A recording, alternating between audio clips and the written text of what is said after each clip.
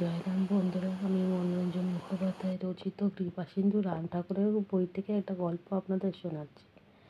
তখন মনোরঞ্জন মুখোপাধ্যায় কলকাতার আশুতোষ মুখার্জি লেনে একটা মেসে থাকতেন। তো ঠাকুর তো মেসে গিয়ে তো মনোরঞ্জন মুখার্জির কাছে থাকতেন, মাঝে মাঝে গিয়ে থাকতেন। তখন মনোরঞ্জন মুখোপাধ্যায় নিজের চেনা একজন গুরু ভ্রাতা ছিলেন চিন্তাহরণ ঘোষ। ওনার বালি আর সিমেন্টের ব্যবসা ছিল। ওনার কাছ থেকে একটু সিমেন্ট আনিয়ে ঠাকুরের পায়ের চিহ্ন সেটাতে ফেলে দিয়েছিলেন। ফেলে সেই ঠাকুরের পাটাকে উনি পুজো করতেন। ওনার কাছে ঠাকুরের কোনো ফটো ছিল না। উনি ওই সিমেন্টের পা দুখানে যেটা উনি ছাপ দিয়েছিলেন ঠাকুরের পা দিয়ে, ওটাই পুজো করতেন। ওটাতেই উনি পরম শান্তি লাভ করতেন আর পরম শান্তি লাভ করতেন। আর আরেকটা ইনসিডেন্ট, এটা মনোরঞ্জন মুখোপাধ্যায়ের জীবনে হয়েছিল। ঠাকুর তো আমাদের অনেক রোগের তো টোটকা ওষুধ জানেন। তো একবার এরকম হয়েছিল যে মনোরঞ্জন মুখোপাধ্যায় খুব মানে অম্বলের রোগে ভুগছিলেন অনেক দিন ধরে, কিছুতেই সারছে না।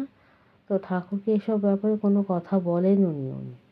তো হঠাৎ দেখি ঠাকুর কাশি থেকে পত্র লিখেছেন। পত্র লিখে মনোরঞ্জন মুখোপাধ্যায়কে অম্বল থেকে কী করে নিস্তার পাওয়া যায় তার ওষুধ লিখে দিয়েছে। তা উনি তখন সেই ওষুধটা খেয়েছেন, বানিয়ে খেয়েছেন, খেয়ে ওটাতে খুব উপকারও পেয়েছেন। আরেকবারের ঘটনা, তখন দীনবন্ধু লেন শ্যামবাজারে ডাক্তার J.M. দাশগুপ্ত বলে একজন বড় ভাই থাকতেন। তিনি দেশ সেবার অপরাধে কারাগারে দণ্ডিত ছিলেন। তখন ঠাকুরের সাথে আমাদের এই মনোরঞ্জন মুখোপাধ্যায় ঘুরতে ঘুরতে ওনার বাড়িতে একদিন যান। তো উনি ওখানে, তো ওনার বাড়িতে যান, ওটা তো ভাড়া বাড়ি, ওখানে ছিলেন। তা ঠাকুর এসছে শুনে গৃহস্বামী যখন বাড়িতে নেই, তখন মহিলারা তো ছেলেদের সামনে তখন অত বেরোতেন না। তো বাড়ি থেকে ভেতরের থেকে অন্দরমহলের থেকেই চা পাঠিয়ে দিচ্ছে খাওয়ার জন্য। কিন্তু মনোরঞ্জন মুখোপাধ্যায় তো চা খান না। তার ওপরে তো আবার ঠাকুরের সামনে তো চা আরই খাবেন না, ভীষণ লজ্জা লাগছে। তো মনোরঞ্জন মুখোপাধ্যায়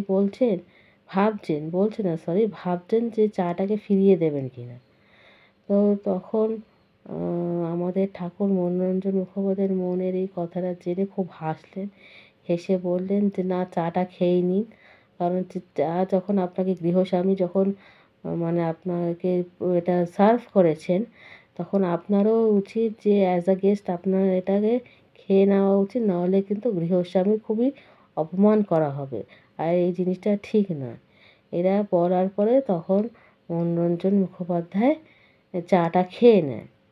আজকের গল্পটা এইটুকুনি। আমার এই প্রচেষ্টাটা আপনাদের ভালো লেগে থাকলে আমার এই ইউটিউব চ্যানেলটা লাইক, শেয়ার অ্যান্ড সাবস্ক্রাইব করবেন, নোটিফিকেশন বেল অন করবেন, যাতে আমি ভিডিও দিলে সবার আগে যেন আপনাদের কাছে ভিডিওটা চলে আসে। আর ফেসবুকে দেখে থাকলে ফেসবুক পেজটা ফলো করে দেবেন, নোটিফিকেশন বেল ওখানেও অন করে রাখবেন, যাতে ফেসবুকে যখন আমি ভিডিও আপলোড করব তখন যেন সঙ্গে সঙ্গে আপনাদের কাছে ভিডিওটা চলে আসে।